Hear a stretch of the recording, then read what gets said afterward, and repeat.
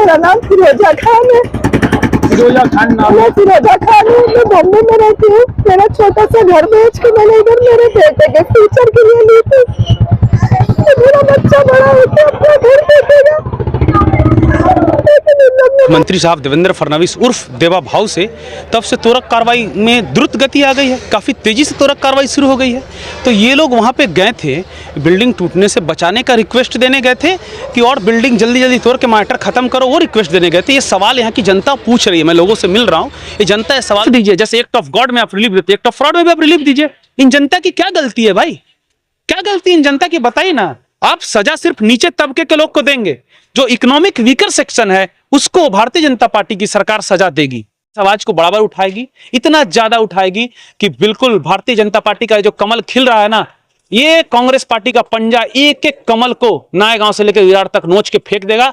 कमल आया है तो कीचड़ जो फैलना शुरू हो गया ना, एकदम कीचड़ को बंद कर देंगे। इस पर हम पक्का काम करेंगे और हमने स्पष्ट नारा दिया है, हम ना भूलेंगे ना माफ करेंगे। भारतीय जनता पार्टी का सुपड़ा साफ करेंगे और इस पे काम होगा। देखेंगे राजन नाईक जी को और देखेंगे भारतीय जनता पार्टी के पास कितना दम है। दोस्तों नमस्कार। दोस्तों आप सभी जानते हैं हम लगातार ग्राउंड जीरो से 41 बिल्डिंग तोड़क कार्यवाही विजय लक्ष्मी नगर की रिपोर्ट आपको पहले दिन से दिखाते आए हैं। आज कार्यवाही के कई दिन बीत गए और लगातार कार्यवाही शुरू है। अब तक 10 बिल्डिंगें टूट चुकी थी और उसके बाद 12 बिल्डिंग टोटल टूट चुकी थी।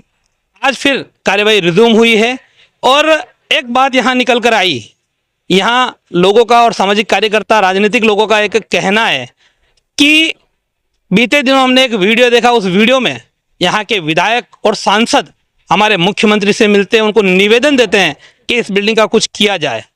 तब उन्हें मुख्यमंत्री ये बोलते हैं कि भगू देखते हैं, मराठी में बोले भगू, भगू यानी हिंदी में बोले तो देखते हैं। और शायद मुख्यमंत्री ने यह देखा कि पहले से अधिक तेजी से इन बिल्डिंगों पर कार्यवाही शुरू हो चुकी है। आप देख सकते हैं हमारे पीछे एमआर अपार्टमेंट नाम की ये बिल्डिंग है, इसको खाली कराया जा रहा है। आज के दिन में इस बिल्डिंग पर कार्यवाही होने वाली है और उस तरफ 2 बिल्डिंग है, उन पर कार्यवाही शुरू हो चुकी है। धीरे धीरे उनके कुछ पार्ट को तोड़ा जा चुका है और धीरे धीरे उनको जमींदोज किया जाएगा। ऐसा सुनने में आया कि आज के दिन में 4 बिल्डिंगों पर तोड़क कार्यवाही होगी। तो अब यह सवाल है जो लोग यहाँ उठा रहे हैं, राजनीतिक लोगों ने भी उठाया कि क्या मुख्यमंत्री के पास जाने के बाद सांसद विधायक ने यह निवेदन किया था कि इनको तोड़ने से टूटने से बचाओ, या ये निवेदन किया था कि जल्दी तोड़ो। ये सवाल यहाँ अब लोग पूछ रहे हैं। फिलहाल लोगों को कोई राहत नहीं मिल रही, पुनर्वसन की कोई बात नहीं कर रहा है। पुनर्वसन को लेकर हम पहले दिन से सवाल उठाते रहे कि पुनर्वसन की बात क्यों नहीं हो रही है। लोग यहाँ परेशान हैं, यहीं कुछ लोग अपना डेरा डालकर रहने लगे, तो कुछ लोग यहाँ से पलायन कर गए और आज भी कई घर खाली हो रहे हैं। आप सामान देख सकते हैं किस तरह से अपना सामान खाली करने में लोग जुटे हुए हैं। तो कहीं ना कहीं अब 12 पहले टूटी है, आज 3 या 4 बिल्डिंगें टूटेगी, 16 होगी, उसके बाद भी कई बिल्डिंगें बाकी। तो अभी तबाही है, रुकने वाली नहीं है और भी आगे चलने वाली है। सुनिए पूरे आगे इस वीडियो के अगले पार्ट में क्या कुछ कहा सामाजिक राजनीतिक लोग ने। फिलहाल इस वीडियो में इतना ही। नमस्कार, जय हिंद, जय महाराष्ट्र। मैडम क्या नाम है आपका? आज आपका घर टूट रहा है, क्या कहेंगे? मेरा नाम फिरोजा खान है। फिरोजा खान नाम है? फिरोजा खान हूँ, मैं बॉम्बे में रहती हूँ। मेरा छोटा सा घर बेच के मैंने इधर मेरे बेटे के फ्यूचर के लिए ली थी। मेरा बच्चा बड़ा होकर अपना घर देखेगा। मैंने एक घर, एक दुकान नीचे ली, दुकान में कुछ कारोबार रहेगा तो मेरा घर चलेगा, उसके लिए मैं ली थी ये जमीन। कितने सालों से आप यहाँ रह रहे थे, तब लिए थे इसको? कितना साल हो गया लेके? तब हम लोग को 6 साल हो गया। 6-7 साल हो गए हम लोग को लेके। पहले जिसने लिया था वो मेरे रिलेशन थी, उसने मुझे बेची थी, तो मैंने उससे जमीन खरीदी थी। यहाँ बीजेपी के विधायक है, खुद से आए हैं, उन्होंने आपको बोला था कि आपका घर बचेगा। हाँ, मेरे को बोले घर के बदले घर मिलेगा, लेकिन इन लोग ने कोई पत्र, कोई साइन नहीं दिया हम लोग से, चला दिया और घर तोड़ने का नियम चालू किया। तो हम लोग को कुछ बात की ना चीट करी। अभी आपकी सरकार मेरे को इतना मांग है जो हम लोग की लगी हुई पिछी है, उसका घर भी कुछ तो हम लोग को रहने के लिए हम लोग कहाँ जाएंगे? हम लोग कहाँ रहेंगे? अभी आपने कहीं घर देखा? हम लोग ने किधर भी नहीं देखा, कहाँ जाएंगे हम लोग?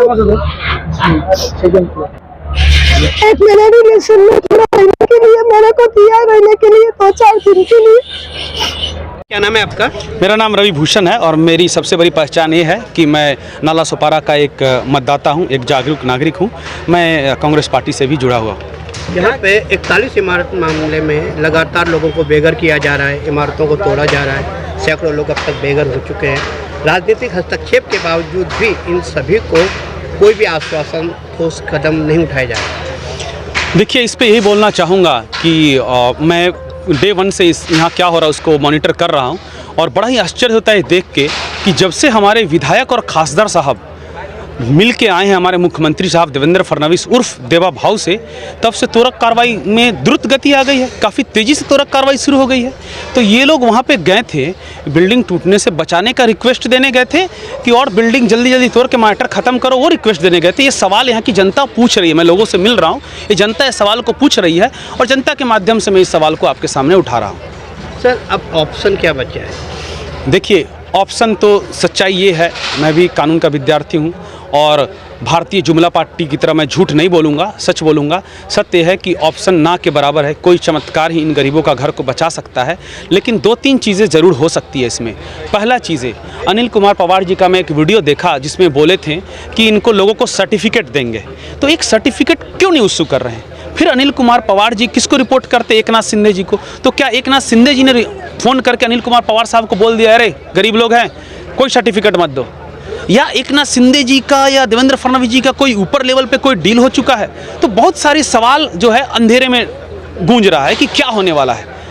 और इतनी क्योंकि क्यों सर्टिफिकेट नहीं दी गई? घर किसी का तोड़ोगे तो एक सर्टिफिकेट दो ना। कल के दिन हो सकता है कि यहाँ के लोगों को न्याय देने का मन यदि भारतीय जनता पार्टी को कर गया, तो भाई यहाँ के लोग कैसे साबित करेंगे कि मैं यहाँ पे इस डेट में यहाँ पे इस परिवार के साथ रह रहा था, ये मेरे बच्चे थे, इस स्कूल में पढ़ते थे, ये सामान मेरे पास था। तो आपने तो सर्टिफिकेट दिया नहीं, तो इनको अधिकार मिलने से पहले ही आपने इनके जो गरीबों का जो अधिकार था उनका आपने गला दबा दिया। तो ये पहला हो गया। दूसरा बात कि मान लीजिए कि ऐसी जो 41 बिल्डिंग है, मान लीजिए कि भूकंप आता है, महाराष्ट्र में एक भूकंप आया था, याद कीजिएगा, मान लीजिए कि कोई भूकंप आता है, गुजरात में भी एक भूकंप आया था और 41 बिल्डिंगें गिर जाती है, तो सरकार क्या करती? सरकार तमाशा देखते रहती, वहाँ पे आके बड़ी बिल्डिंगें बना देती। सरकार क्या करती? लोगों को, विस्थापितों को मदद करती कि उनको घर के बदले घर देती। वो क्या होता? एक टफ गॉड था। यहाँ पे क्या हुआ है? एक टफ फ्रॉड हुआ है, एक सिस्टमैटिक क्राइम हुआ है, फाइनेंशियल क्राइम हुआ है, जिसमें नीचे से लेकर ऊपर तक के लोग शामिल है।